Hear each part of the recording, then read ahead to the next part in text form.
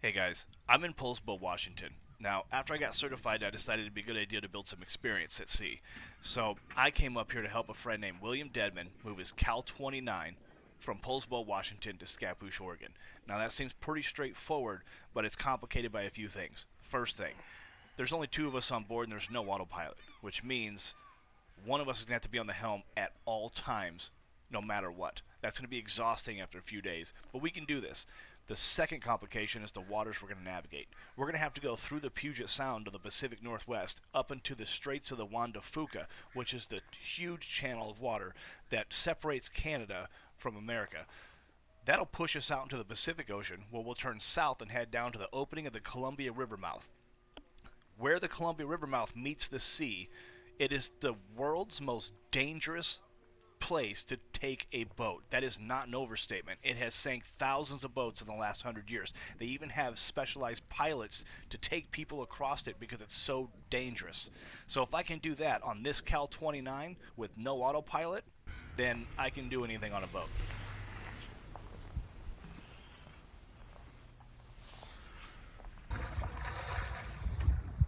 Probably begging for snacks. It's a baby, what is it, a seal? Seal, yeah. It's a little baby seal out there just doing backflips in the water.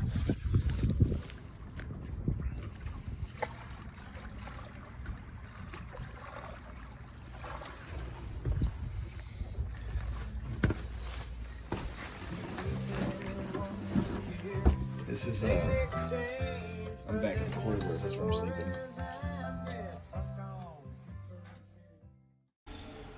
So this is Poulsbo, Washington, and it's a really cool spot. It's my last day here. I've been here for 4 days,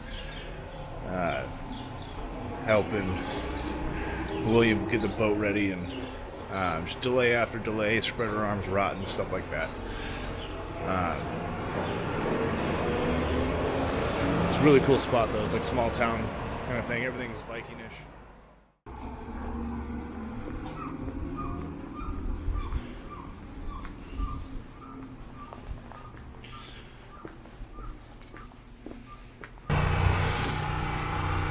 Like we're leaving in like 2 hours, and it'll be 3 hours on and 3 hours off for 5 days. So I'll get next to no sleep for over the next 100 hours, and I would say in about 50 hours, most of that will be just out at sea, like in the Pacific. We'll be out of the Puget Sound by then and heading south. Probably 50 miles off the coast, and then into the Pacific graveyard, the ship eater. So just wanted to get one more look at this place. I like this place. Got about 10 there? 9.9.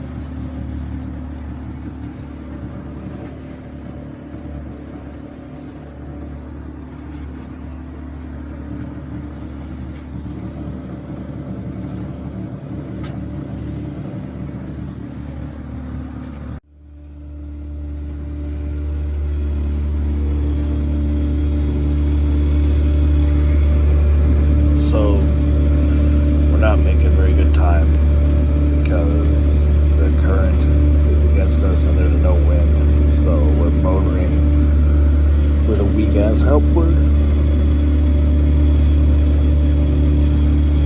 against the current, which is coming in because the tide's rising.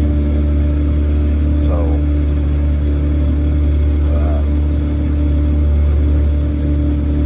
we're making like 1.5 knots. So I got off my shift like 2 hours ago. I just got up to take a piss. I looked around, like we're in the exact same spot. So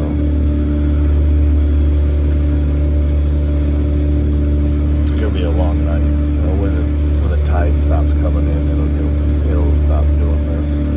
We should be able to get like 4 knots or 5 knots again. But like we can walk out of here faster than this. This is Port Townsend, and we're sitting in Port. We anchored here last night. The last shift I had on the helm, the whole time I was moving, I made maybe a knot, maybe a knot and a half. It took like 3 hours to get, I don't know, maybe 3 miles. Like if in the stuff on the horizon so far away, like when you look around, 3 miles doesn't seem like you got it doesn't seem like you moved at all. And we really kind of weren't. Like the second we got off the engine or tried to put the sails up and tack our way to add speed or whatever, we were literally going backwards. So 3 hours into his shift, about an hour and a half into his shift, like he kind of stuck his head down in the companionway while I was sleeping. He's like, "Hey, change of plans. Like we're pulling into the port." And so Captain here has spent the entire night not sleeping and going over tides, and we learned some lessons about the nightmare that is the Puget Sound and the effects of the moon on it. So if you look at the map, when you're coming out of the Puget Sound in the Juan De Fuca and trying to get out to sea, when the tide comes up in the ocean, it spills into the Juan De Fuca, and it puts 8 feet of water into the Juan De Fuca. It shoves it all It the shoves, it shoves the Pacific Ocean, just basically forces its way into the Juan De Fuca. It's a little like a tidal wave. Yeah, so if you don't have an insane engine, like you're not leaving. Like that's not gonna work out for you. So that's what we learned. So our potentially 5-day underway passage is going to be dramatically changed and altered to include we're going to go from anchorage to anchorage because there's no point in burning gas, we're literally spinning our tires in the mud, so we can't do that. So when the tide comes up, we start to set out so that at the peak of high tide we set out, so as it goes down the current starts to go back out and we'll have the current with us.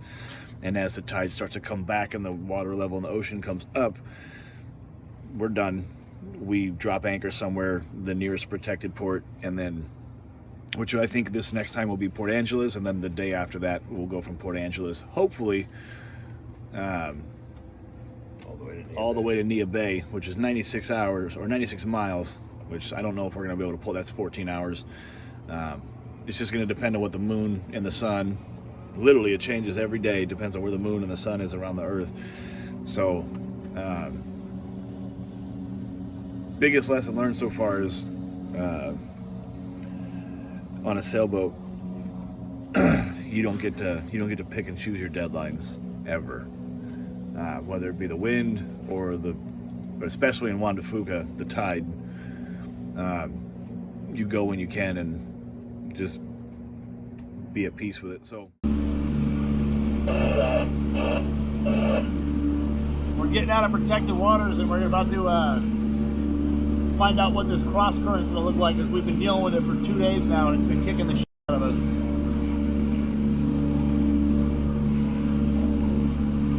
There's the channel marker. It's that red one. As soon as we get out here, I think the sea state's gonna change dramatically. It already is. See that? It already is.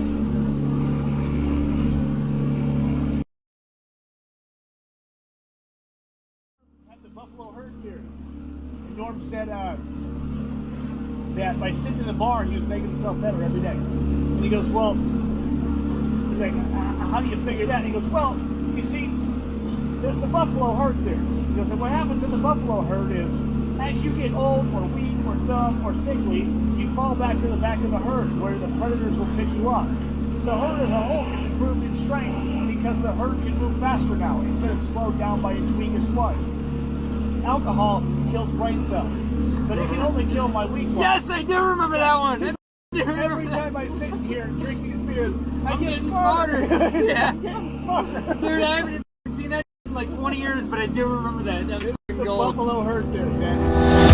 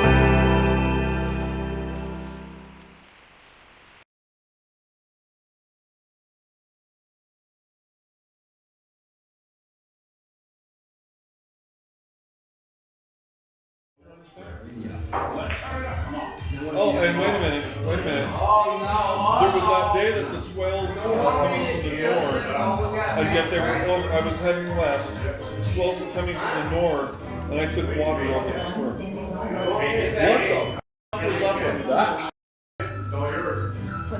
I mean, Let's just get out of here. This place is the twilight. This place is the twilight zone for sailors. You need to get right. The harbor master was telling me. The harbor master told you to leave? Yes, he told me to get the fuck out of here. Yeah, as soon as you possibly can. He says that people that go out, you know, 50% of the people that go out end up staying a winter. Of that 50%, 75% of the people never can leave. Moses spread the ocean all through. So we were set to leave in an hour and sail all night, get out of Port Angeles finally, and that ain't gonna happen. So about 20 minutes ago we got a gale force notice on the wind, and I got all freaking dressed up, and now I got nowhere to go. We ain't going nowhere, and that means we're not gonna make the tide, which is what's been keeping us here for a day and a half. And now we're not gonna head out tonight, so we're gonna be in Port Angeles a while, I guess. I gotta look at your boat here. This is beautiful, but I don't even know what it is, really. I don't think I've ever seen anything like this.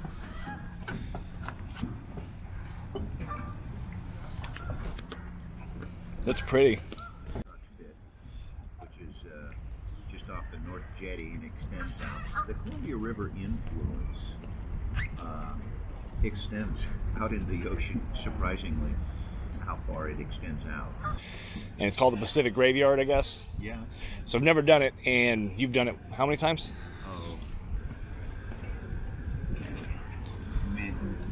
Yeah, 30, you say? I don't know. A lot of times, yeah. It only increases my respect for the bar, only increases with each crossing, and which means you want to take every precaution and not be bold and foolhardy and robust and saying, oh yeah, we can handle this, but just the ultimate respect it deserves, and then follow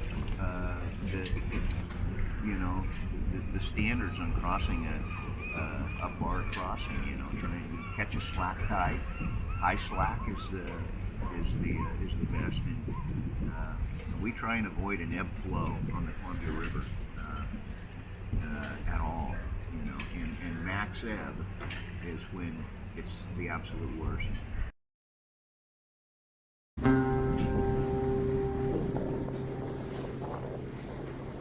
So that boat in front of us is the Lunar Moth. And if he was even slightly unselfish, he'd put a fan on his foredeck and just blow this fog out for us.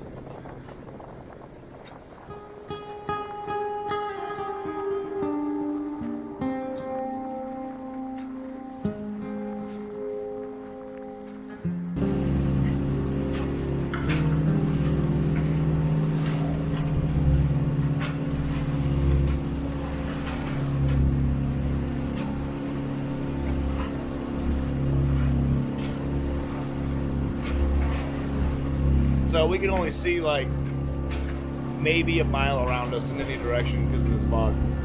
Pretty nuts.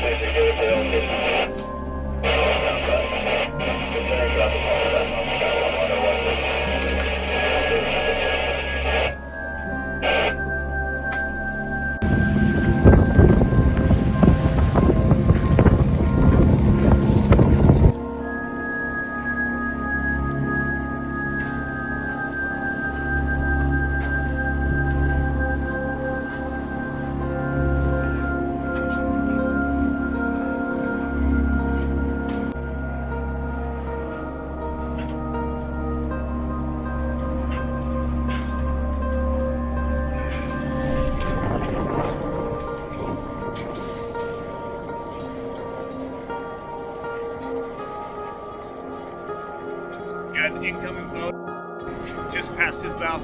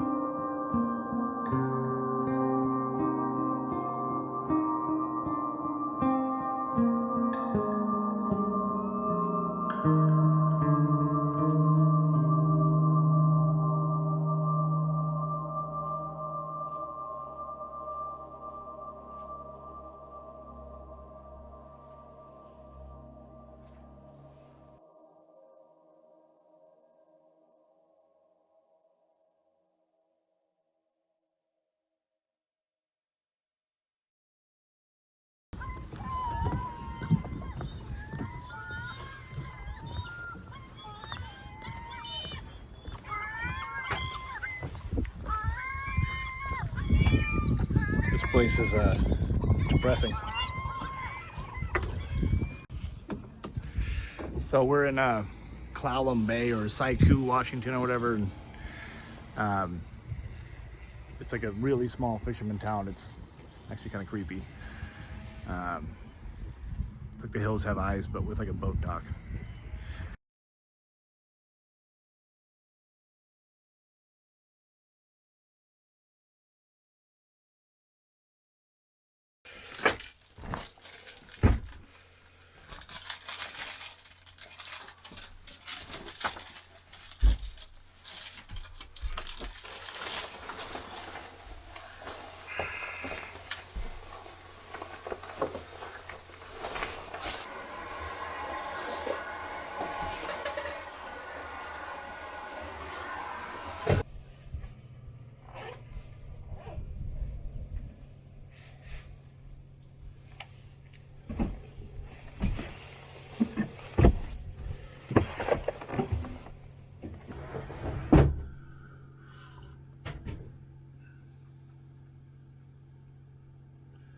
Hey, you might want to try 22 Alpha or something then.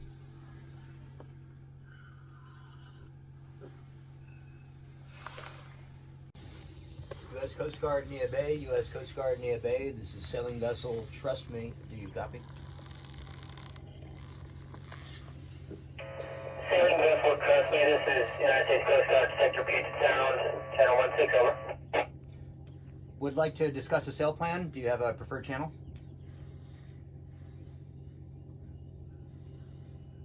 Trust me, sector Puget Sound, roger, Captain. Can you shift channel 22 Alpha? 22 Alpha, over. Roger that, 22 Alpha. Sailing vessel, trust me. This is Coast Guard, sector Puget Sound, channel 22. U.S. Coast Guard, copy you.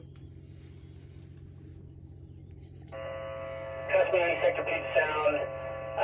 You said you'd like to discuss a flow plan, over.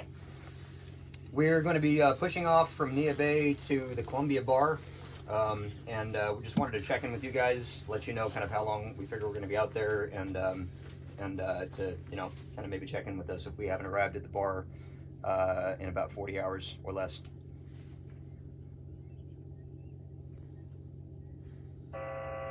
Roger that, Captain. And so you can go ahead and give me those details, over. We expect to be underway, depending on the winds, 28 to 40 hours.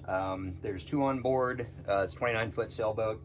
We have a life raft, food forever, enough water forever. You tell me what else you need to know. Otherwise, that's pretty much it for me.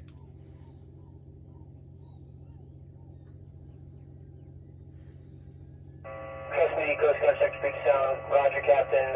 Stand by.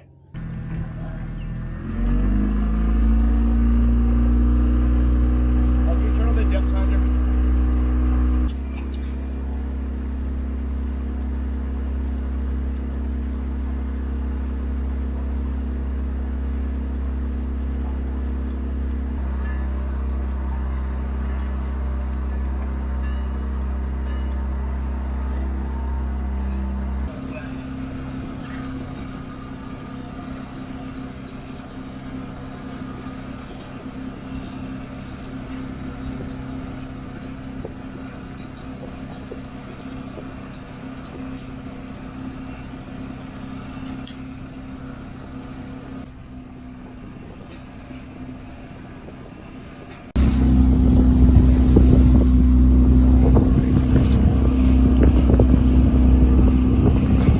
Last little bits of coast.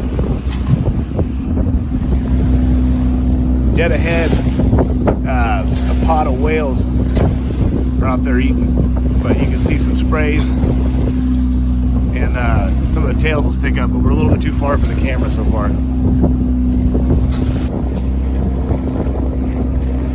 Oh, they're swimming right by us.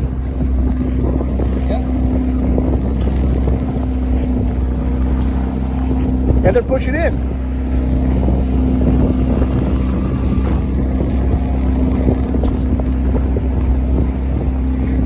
There it is. Yep. Just came out. Hey, buddy. What's up, buddy? Thanks, bro. All right, so checking that one off the book. that your first whale? What's that? Is that your first whale? Yeah. That's my first whale too. Yep. You can actually see where the current coming in meets the current coming out, and you can actually see it on the water, like the whole water it ripples in a different way, see? So all of that is the Pacific Ocean water meeting the tide flow of the strait, or it's the tide flow of the ocean meeting the water of the strait. So once we get over these little ripples right here, we're officially no longer in the strait waters, and now we're in the Pacific. And it's really cool because on our way out here, we got greeted by whales. So they popped up and did their thing, and that was kind of cool.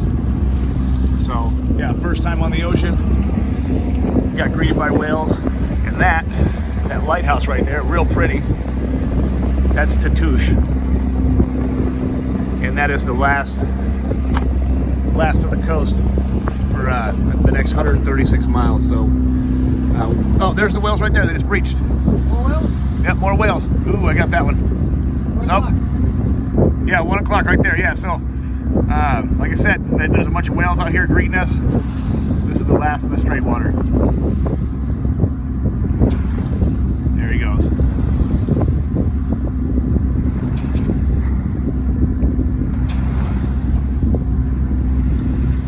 Oh, 2 of them.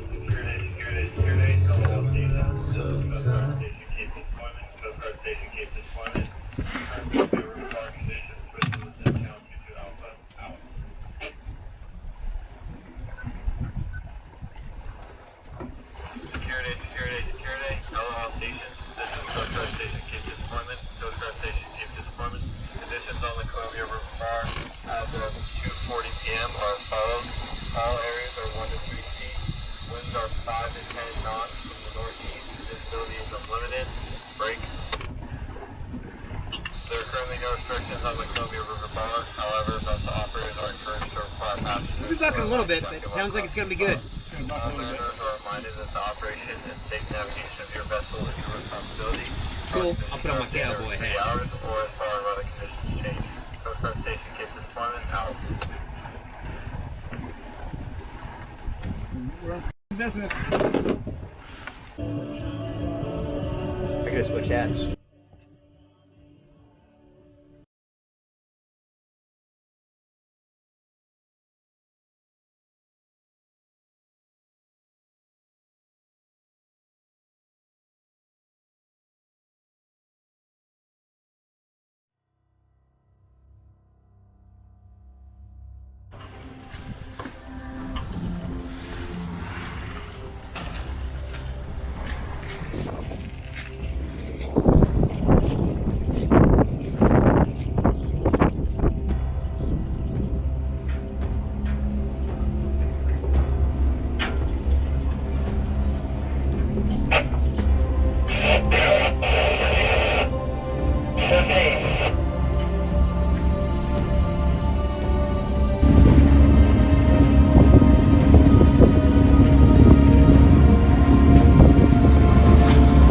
Pushing the sandbar, and these are the conditions Coast Guard just reported. Visibility unlimited. I can't see more than a quarter mile in front of me, but whatever. We are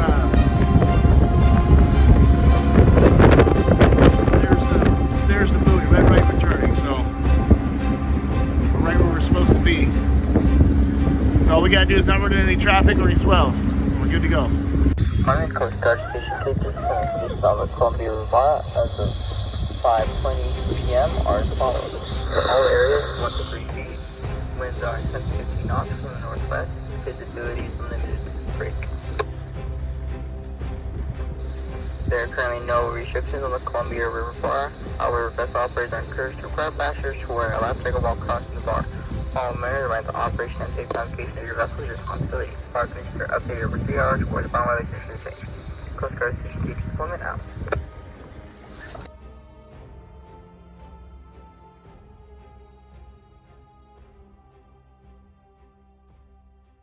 I don't know if you can see what just happened. Big ass cargo ship right there. He's right there. That motherfucker right up behind us. It weighs like 900 tons.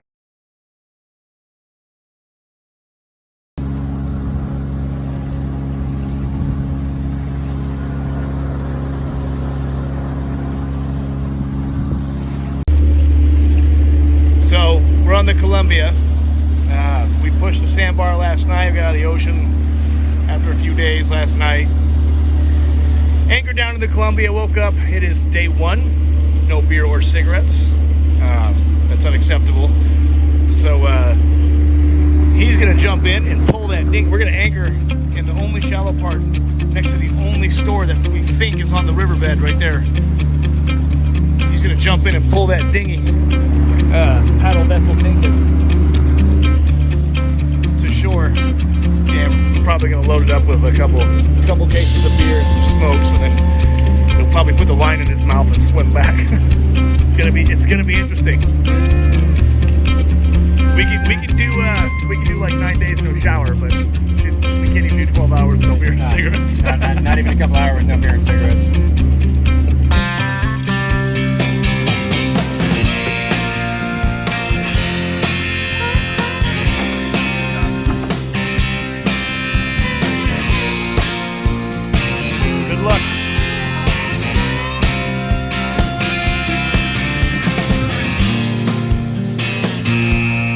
I don't think there's any beer or cigarettes there, but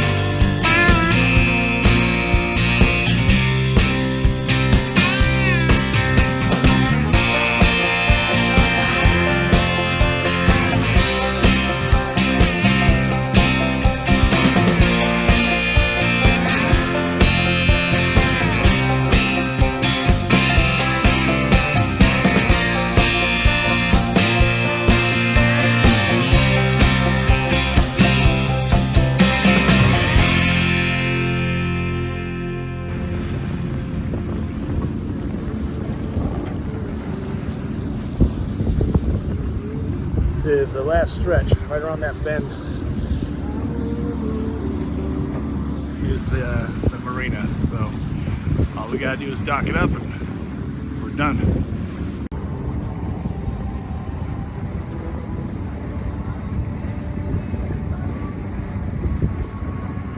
That's home port. Now it's just a 3-hour drive back to where my truck should still be parked, hopefully.